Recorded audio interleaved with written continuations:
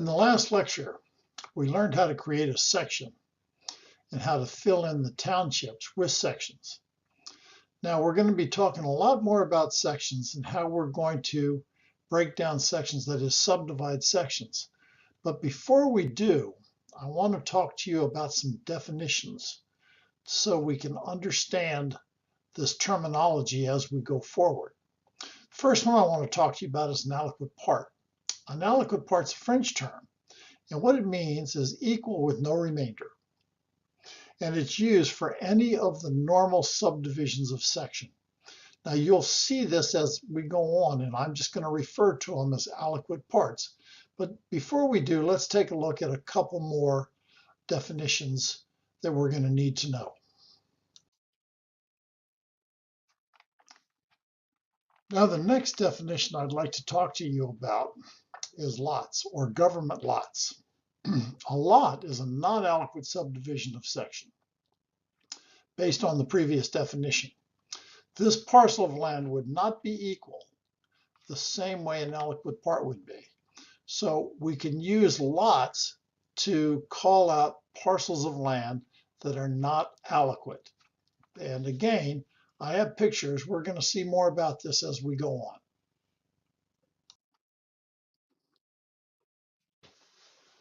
Now, let's talk about the subdivision of section. First of all, you need to know that section 2-13 of the 2009 manual states, by statute, in the PLSS datum, the term straight line is used when describing a line of constant bearing. Now, a constant bearing crosses each meridian with the same angle. Now, if you don't really understand that now, don't worry about it, because we're going to be talking about that so much, it will become second nature to you by the end of this class. That I promise. Now, as we're going through the subdivision of section, you have to know that a section is not subdivided by area, but it's subdivided by aliquot parts. That is, you can have 4 aliquot parts evenly dividing the section with no remainder, and each one of those aliquot parts has a different area. So we're not subdividing by area. Now, when we subdivide a section, the first thing we do is we subdivide it into quarter sections by running straight lines, line of constant bearing, between the quarter corners. That is, from the north quarter corner to the south quarter corner, and from the east quarter corner to the west quarter corner. That will divide the section into 4 quarters aliquotly. There'd be 4 aliquot parts. And if we need to subdivide the quarter corner, we do it the same way, except we use the 16th corners, or halfway between the section corner and the quarter corner. And we would divide it north, south, and east way, and divide the quarter section into 4 aliquot parts. Again, has nothing to do with area. It all has to do with the aliquot parts, dividing it from midpoint to midpoint, from quarter corner to quarter corner. And that's how we would subdivide that section into aliquot parts. Now, under the general laws, broad terms, the unit of administration is the quarter section. That is, you would divide the quarter section into 4 aliquot parts as well. And that would be the quarter section. And that's usually the smallest area that the government is going to deal with. And there are exceptions to this, and when we get to those exceptions, we'll certainly talk about them. Now, it should be pointed out that when a section is subdivided, as a rule, it's the private surveyor that subdivides the section. The government surveyor would be responsible for creating the section and subdividing the township into sections. And then if the section is to be subdivided further in the field, that would be the private surveyor's job to do that. as a rule. Again, there are exceptions, and that's why we have to always read the record, the field notes, to find out exactly what happened. Now let's talk about the subdivision of a section by protraction. Now there's another new term. And by protraction is the draftsman in the office, government office, who would subdivide the section, but only in the office. They would subdivide it, the map, on the paper, but would not do it in the field. And when you see a government map and it has dashed lines, those are protraction lines. That is done by protraction. So, upon the plat of all regular sections, the boundaries of the quarter sections are shown by broken straight lines connecting the opposite quarter corners. If you were to see that, you would know that that was done in the office by protraction and not surveyed in the field. If it's surveyed in the field, it's going to be a straight, constant line. Now, sections bordering the north and west boundaries of a normal township. That's where we're throwing the error. Except section 6, and we'll talk about section 6 in a minute, are further subdivided by protraction into parts containing 2 regular half-quarter sections and 4 lots.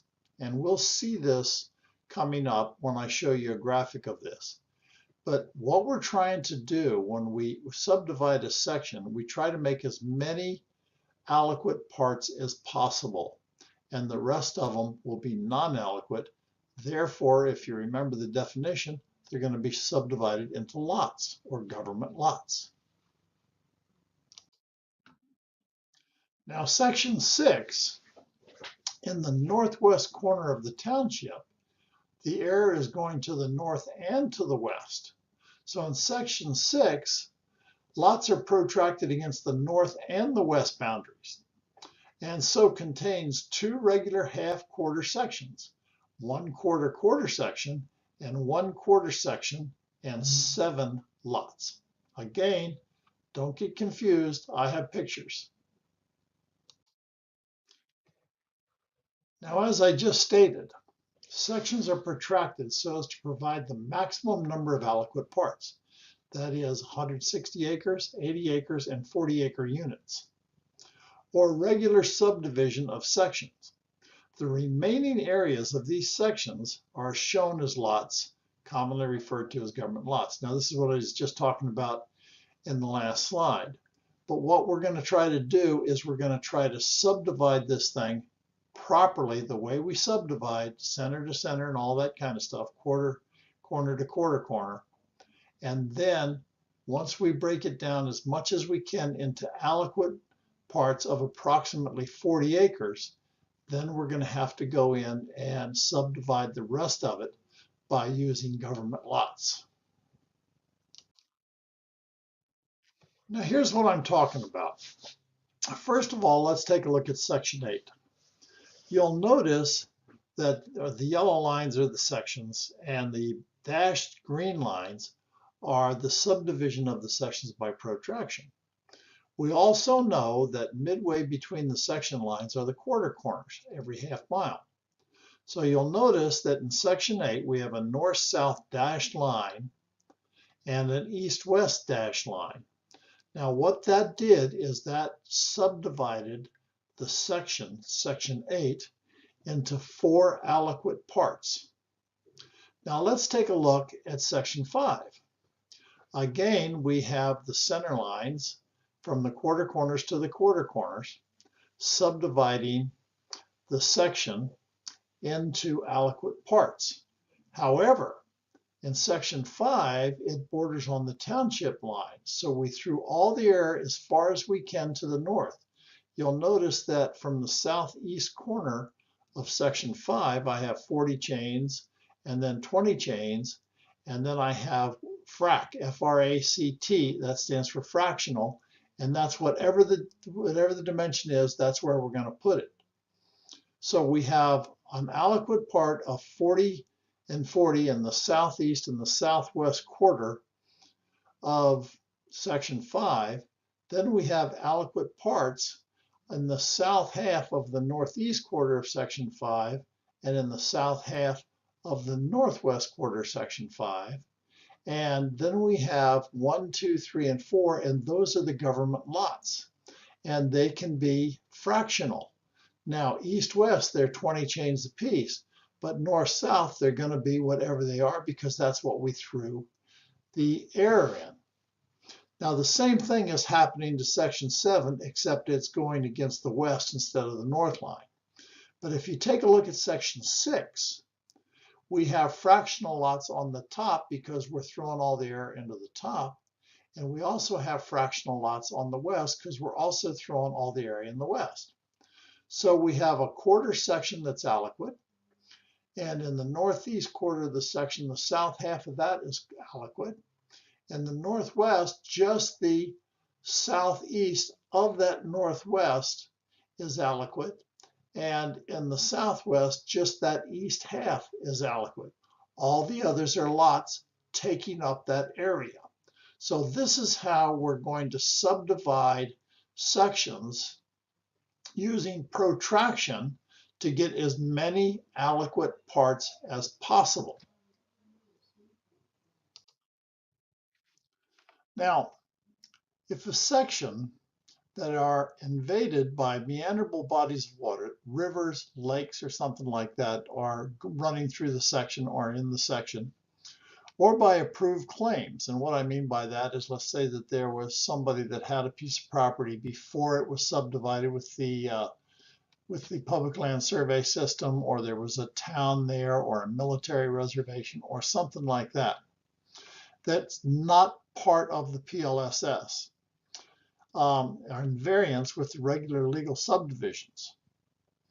They're subdivided by protraction into regular and fractional parts as may be necessary. So again, if we run into these situations, we're still going to subdivide our section mainly by protraction. That's what the draftsman would do in the office. Would subdivide the section to create as many aliquot parts as possible. And where they cannot create an aliquot part, they would create a government lot because it would be fractional, it wouldn't be aliquot. Now, we've been talking about government lots, and boundaries of lots usually follow the quarter section and quarter section lines. But extreme lengths or narrow widths are avoided, as our area is fewer than 10 acres or more than 50 acres. If you could make a government lot close to 40 acres, that magic 40 acres that we want to subdivide things to, that would really be good. But if you have one government lot that's like 39 acres and right next to it you have a government lot that's maybe 4 acres, there's a good chance that the draftsman would just combine the two and make it one government lot. And that's what we're talking about here. Now here's what I've been talking about. You'll notice this is section 21 in some township. And you'll notice down at the bottom I call it an invaded section. That's because there's a river that is going through the east part of the section. And in the southwest part of the section, there's a town site. The boundary is different than a normal aliquot part subdivision of the section. So what the draftsman is going to do here is he's going to make as many aliquot parts as possible, and the rest of them are going to be in government lots. So you'll notice that he starts subdividing. He draws the line between the north quarter corner and the south quarter corner, and then the east quarter corner over to the west, where the west quarter corner would have been if that town site wasn't there, but he stops at the town boundary. And then he subdivides it further by, in the west half, he draws a line that is the quarter corner, or what we call the 16th corner, or halfway between the section corner and the quarter corner on the south line, and draws it straight north. but he can make an 80-acre aliquot part in the north part of the section, so he does that. And then by subdividing that again in the north half through the 16th corners, he creates government lots 3 and government lots 4. Now, here's what we have going on. If we take a look at the number 1, that's a government lot because it's not aliquot, okay? It's something other than 40 acres or an aliquot part. Same thing with government lot 2. Now, 80 is an aliquot part, it's 80 acres. Then we have lot 3. And then we have lot 4. Now, lot 4 is an interesting situation because if this was a perfect section, lot 4 would be an aliquot part. But for some reason, the draftsman decided to call that a government lot.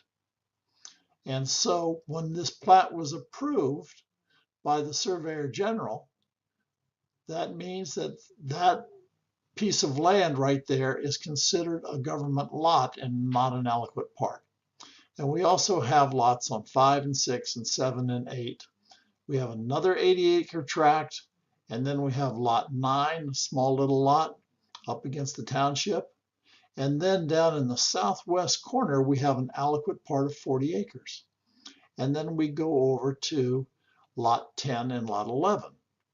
Now, the draftsman calling lot 4, which should have been an aliquot part, calling it a government lot, that's what he did for whatever reason we'll never know. But that is going to be considered a government lot, even though it is aliquot. And you'll notice the way that the government lots are numbered, just like how you would number sections in a township. You start and you go to the west, go down to the east, go down to the west, and go down to the east. Busterfundanich. That's what they were doing there. And that's the way that they were supposed to be labeled. Now, you'll see a lot of plats that aren't labeled that way, but you got to check the record. Check that plat, check the record. Now, in this lecture, we talked about subdividing the section. We talked about what an aliquot part was, what a government lot was. We talked about protraction and how the government draftsman would subdivide the section on the map, on paper, not in the field, by protraction by those dashed lines. We also talked about the smallest subdivision that the draftsman would make would be 40 acres. Now, just a few slides ago, I talked to you that area was the least important thing. And the reason we keep talking about the 40 acres as the smallest is because if you had a perfect section, which you never have, but if you had a perfect section, it would be 640 acres. If you were to divide that aliquotly by quarter corner to quarter corner and quarter corner to quarter corner, the north, south, east, west, you would have 4 aliquot parts of 160 acres. If you were to further divide one of those quarters into 4 aliquot parts, or the quarter section, the quarter of the section, you would have 1/4 of 160, or you'd have 40. That's where we have the 40 acres. It's aliquot, and if it was a perfect section, we would call it 40 acres. But it would still be an aliquot part, and we usually don't take it any smaller than that, than the quarter section of 40 acres if you have the perfect section.